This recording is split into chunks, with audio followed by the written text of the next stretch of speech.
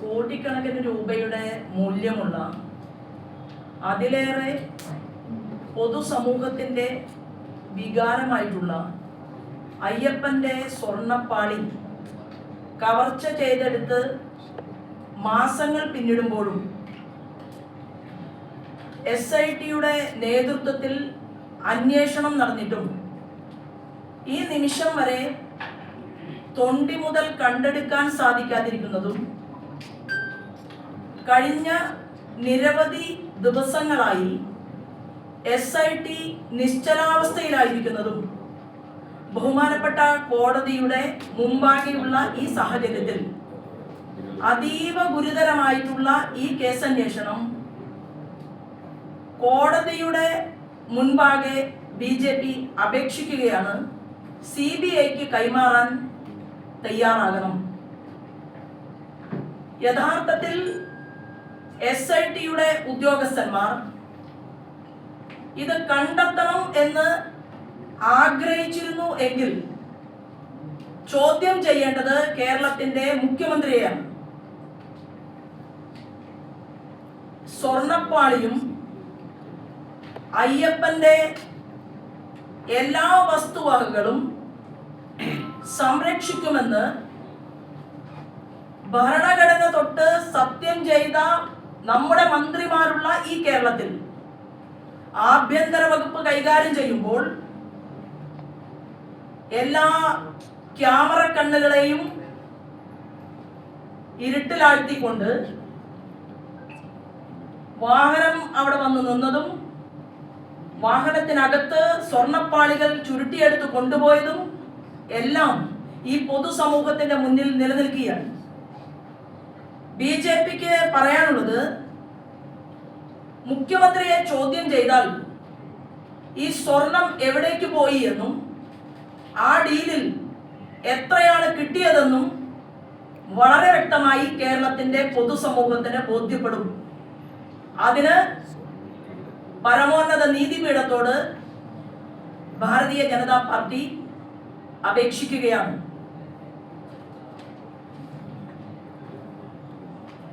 ശബരിമലയിൽ ആചാര ലംഘനം നടത്തിയപ്പോൾ കേരളത്തിന്റെ പൊതുസമൂഹം മാർക്സിസ്റ്റ് പാർട്ടിക്ക് തിരിച്ചടി നൽകിയിട്ടുണ്ട്.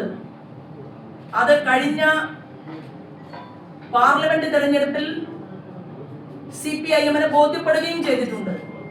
എന്നാൽ വീണ്ടും ഈ ക്രൂരമായിട്ടുള്ള അല്ലെങ്കിൽ ഏറ്റവും വലിയ ഒരു കൊള്ളയ്ക്ക് നേതൃത്വം നൽകിയപ്പോൾ വീണ്ടും പൊതുസമൂഹം മറ്റൊരു തെരഞ്ഞെടുപ്പിലൂടെ മാർക്സിസ്റ്റ് പാർട്ടിക്ക് തിരിച്ചടി നൽകുന്നത് ഈ പഞ്ചായത്ത് തെരഞ്ഞെടുപ്പിലും കാണാൻ വേണ്ടി കേരളത്തിന്റെ ജനങ്ങൾക്ക് സാധിച്ചിട്ടുണ്ട്.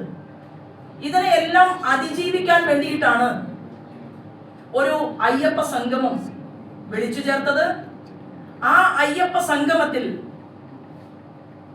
ചെലവായത് 5 കോടിയോളം രൂപയാണ് എന്ന് ദേവസ്വം ബോർഡിന്റെ കമ്മീഷണർ പറയുകയും എന്നാൽ 7 കോടിയിലധികം വരുന്ന തുക ചിലവാക്കിയിട്ടുണ്ട് എന്നുള്ള കണക്ക് പൊതുസമൂഹത്തിന്റെ മുന്നിൽ വരികയും ചെയ്ത ഒരു സാഹചര്യത്തിൽ ഈ തീവട്ടിക്കൊള്ളക്കാരെ സംരക്ഷിക്കാൻ വേണ്ടിയിട്ടാണോ ദേവസ്വം ബോർഡിന്റെ തലപ്പത്ത് മിസ്റ്റർ ജയകുമാർ ഇരിക്കുന്നത് എന്നുള്ള ചോദ്യവും കേരള സമൂഹം ചർച്ച ചെയ്യുകയാണ്.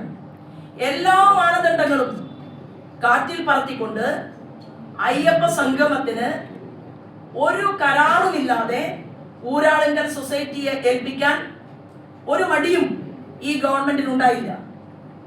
മാത്രവുമല്ല, ചടയൻ ഗോവിന്ദന്റെ പാർട്ടി, ബഹുമാനപ്പെട്ട അച്യുതാനന്ദന്റെ പാർട്ടി, ശ്രീമാൻ AK ഗോപാലന്റെ പാർട്ടി ഇന്ന് മുഖ്യമന്ത്രി പിണറായി വിജയനിൽ എത്തി നിൽക്കുമ്പോൾ താൻ കണ്ണൂരിലെ പ്രത്യേകമായിട്ടുള്ള ഭക്ഷണമായിട്ടുള്ള എനിക്കൊക്കെയും അത് ഉണ്ടാക്കാൻ അറിയാം, പൊറോട്ടി, അതായത് കനത്തിൽ അരി കുഴച്ചു പരത്തിയിട്ട് ഒരു 8 ദോശയുടെ കനത്തിൽ ഉണ്ടാക്കുന്ന ഒരു ഭക്ഷണ പദാർത്ഥമാണ് ഒറോട്ടി എന്ന് ചില സ്ഥലത്ത് പറയും. അപ്പോൾ നമ്മുടെ പാവപ്പെട്ടവരുടെ പടനായകനായിട്ടുള്ള കേരളത്തിന്റെ മുഖ്യമന്ത്രി അദ്ദേഹം പറയുന്നത് കേട്ടു. അദ്ദേഹം ചെറുപ്പത്തിൽ ഒറോട്ടി കഴിച്ചുകൊണ്ടാണ് സ്കൂളിൽ പോയിരുന്നത്. ആ വിഭവം, ആ ഒരു ഭക്ഷണം കഴിച്ചാൽ വിശക്കില്ല, കുറെ സമയത്തേക്ക് വിശക്കാതിരിക്കും. അതിനോടൊപ്പം കറികൾ ഉണ്ടാവില്ല പാവപ്പെട്ട ആളുകളുടെ വീട്ടിൽ. അപ്പൊ അങ്ങനെ പാവപ്പെട്ടവരുടെ വീട്ടിൽ ജനിക്കുകയും ഒരു കറി പോലും കഴിക്കാനില്ലാതെ ഒറോട്ടി മാത്രം കഴിച്ച് സ്കൂളിൽ പോവുകയും ചെയ്ത നമ്മുടെ കേരളത്തിന്റെ ഇന്നത്തെ മുഖ്യമന്ത്രി അന്നത്തെ കമ്മ്യൂണിസ്റ്റ് പാർട്ടിയിലേക്ക് കടന്നു വന്ന ആ ഒരു ബാല്യത്തെ കുറിച്ച് ഓർമ്മപ്പെടുത്തൽ നടത്തുമ്പോൾ അയ്യപ്പ സംഗമത്തിൽ മുഖ്യമന്ത്രിക്ക് ഒരു ദിവസം രാത്രി അന്തി ഉറങ്ങാൻ 2 ലക്ഷം രൂപ ചെലവഴിച്ചു എന്ന് പറയുന്നത് ഈ കമ്മ്യൂണിസ്റ്റ് പാർട്ടി എവിടെ എത്തി നിൽക്കുന്നു എന്നതിന്റെ സൂചകമാണ് എന്ന് കൂടി ഭാരതീയ ജനതാ പാർട്ടി പറയുകയാണ്. നല്ലവരായിട്ടുള്ള മാർക്സിസ്റ്റ് പാർട്ടിയിലെ സഖാക്കന്മാർ ഈ വിഷയത്തെ കുറിച്ച് പരിശോധിക്കണമെന്നും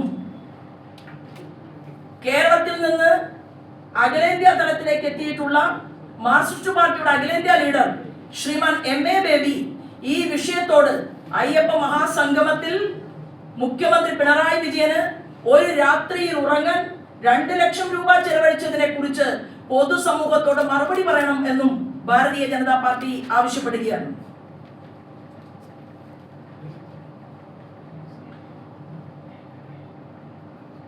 2016 മാർക്സിസ്റ്റ് പാർട്ടി തിരഞ്ഞെടുപ്പ്